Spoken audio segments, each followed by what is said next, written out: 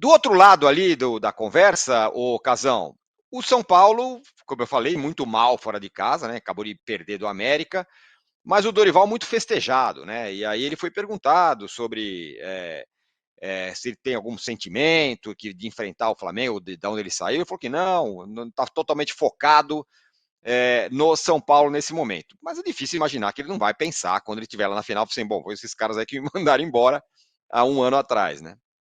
Ah, claro, ele tá louco para treinar o São Paulo contra o Flamengo. É o jogo do ano dele. Então, são os dois jogos do ano, independentemente de ser a final da Copa do Brasil ou não, são os dois jogos, junto com aquele, eliminar o Palmeiras, eliminar o Corinthians, e ele conseguir vencer o Flamengo numa final de Copa do Brasil, ele vai se dedicar ao máximo. É claro, o Dorival é um cara simpático, um cara na dele, é um cara mais tranquilo. Mas, cara, sempre que você vai enfrentar o ex-time, sendo treinador ou jogador, seu ânimo é muito maior. A sua gana, a sua vontade de vencer é muito maior. E o Dorival quer mesmo. Qual é o único tipo de situação que o Dorival pode dar tapas de luva de pelica em Landim e Marcos Braz? Qual é a situação? Ganhando. Fala pra mim.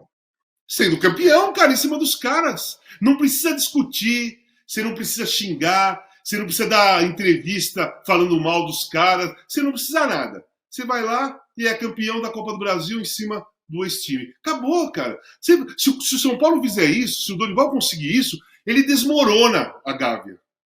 Ou eu tô errado, Renato? Não, certíssimo, certíssimo. Não, ele desmorona a Gávea. Porque só tá faltando isso. Porque tá assim, ó, a Gávea tá presa por um pilar mais ou menos no meio, assim, tá equilibrando. Se o Dorival ganhar a Copa do Brasil, esse pilar já era, cai, desaba a Gávea, porque vai ser a gota d'água. Porque além de perder tudo no ano, perdeu para o treinador que eles mandaram embora, que ganhou 2 títulos no ano passado, né? Então eu acho que o Dorival tá na dele, tá tranquilo, ele sabe o que vai fazer. Isso não é uma garantia que o São Paulo vai ganhar. Eu acho que o São Paulo é favorito também, com a Marília, porque também falei no mesmo programa que ela, que eu acho que é o São Paulo mesmo. Não dá para tirar uma ideia do São Paulo no brasileiro, porque o Dorival está se dedicando às Copas. E quando você. E eu acho que internamente isso é muito claro. Internamente isso é muito claro. E jogador de futebol é assim, cara. Você perde um pouco a motivação ou o foco quando aquilo não é tão importante assim. Entende? Quando aquilo não é tão importante assim, você entra para jogar, mas a parte mental, o foco, você não consegue colocar da mesma maneira que você coloca nos torneios que tá valendo, que tá todo mundo sabendo que é aquilo ali. O São Paulo é completamente outro quando joga Copa do Brasil e Sul-Americana dos jogos do Campeonato Brasileiro. Além de jogar no Campeonato Brasileiro, é um time misto, né? Time misto, meio reserva tal. Mas o lance é o foco mesmo. Está muito claro lá internamente do São Paulo que quer vencer a Copa do Brasil, porque nunca venceu, e quer vencer a Copa do Brasil, e quer vencer a Sul-Americana, para acabar o ano, assim, para ter um ano maravilhoso. Tá, não corre risco nenhum de cair, não tem chance nenhuma de ser campeão. Se ganhar a Copa do Brasil, já está na Libertadores, ou se ganhar a Sul-Americana, já está na Libertadores. Qualquer classificação que seja no campeonato, que não seja lá pertinho da zona de rebaixamento, joinha, legal, tudo certo. Então a dedicação é essa. O trabalho mental do Dorival é em cima da Copa do Brasil e da Sul-Americana. E eu não acho errado, não. Eu não acho errado.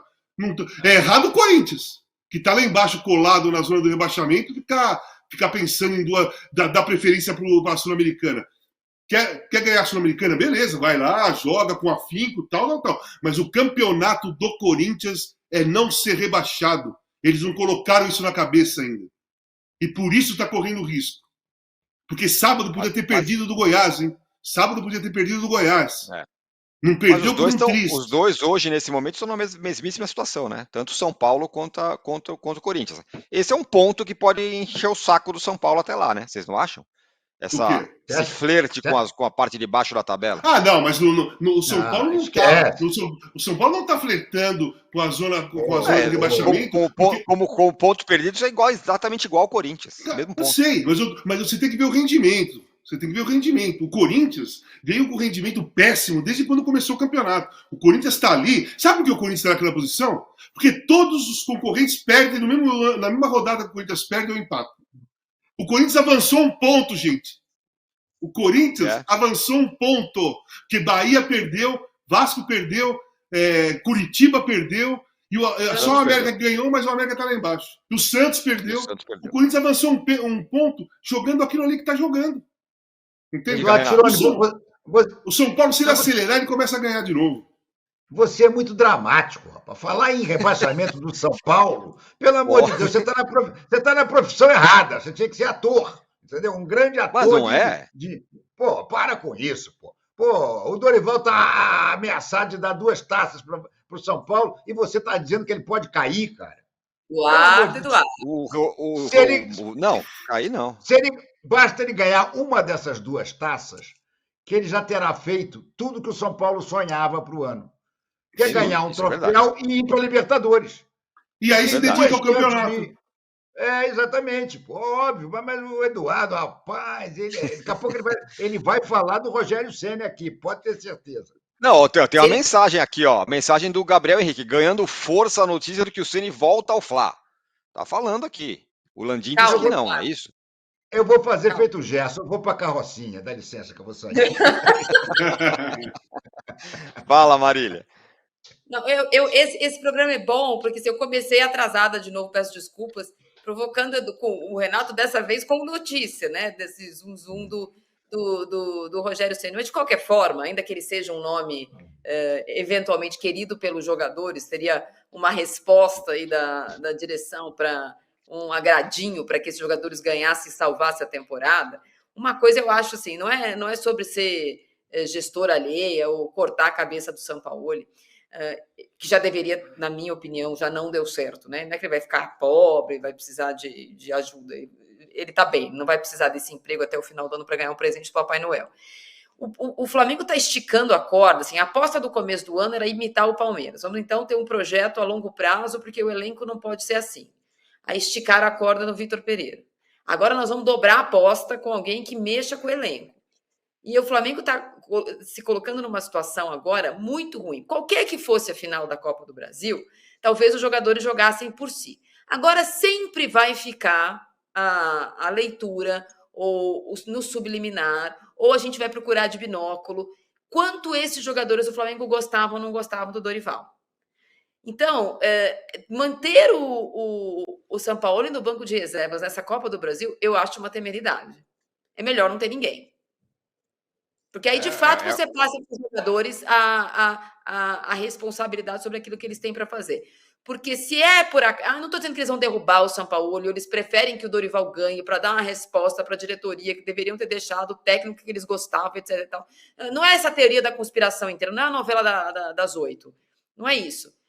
Mas qual é a chance? É igual o Cudê. Depois que o Cudê falou que aquele elenco do Atlético Mineiro não era o que ele queria, que ele tinha pedido um, não tinha pedido o outro, que daquele jeito ele não queria ficar e só ficou por causa da multa, nada mais andou no Atlético Mineiro.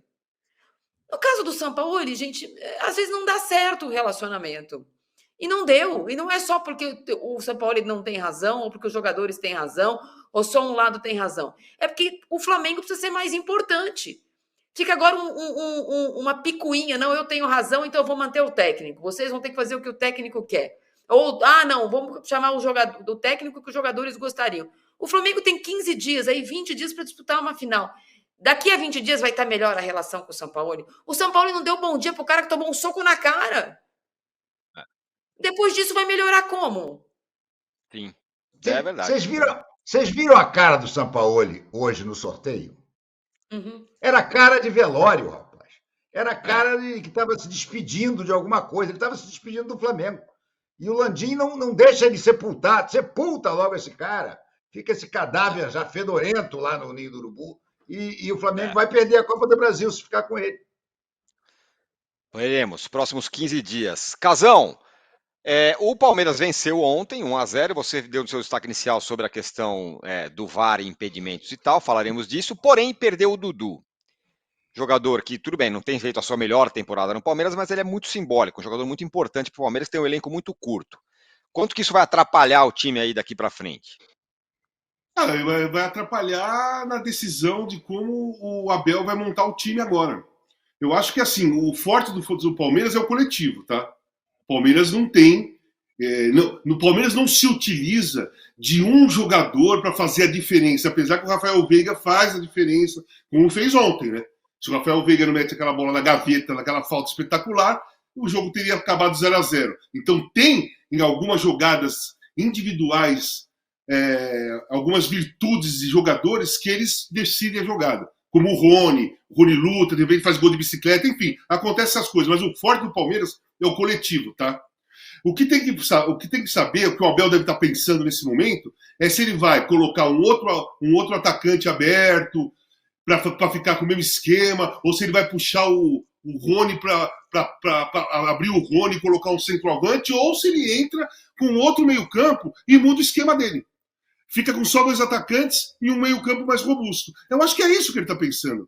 No caso do Dudu especificamente, eu lamento muito. Estava vendo o jogo, a hora que ele põe a mão no joelho, eu falei, cara, porque eu rompi os ligamentos cruzados também, e eu sei que quando ninguém põe a mão no joelho daquele jeito que ele pôs, sem ter nada acontecido, sem que ele tenha escutado nada, ele deve ter sentido o estalo, algum estalo, porque estala, né? Ele deve ter sentido, porque você vê que quando o cara ele põe a mão no joelho é diferente, ele põe assim, né? Ele pega o joelho pela frente, assim. Porque ninguém faz uma cera, ninguém quer fazer uma onda pegando a mão ali na frente do joelho, né? Então, quando ele pôs a mão na frente do joelho, eu falei, puta, mas eu achei que era ligamento colateral.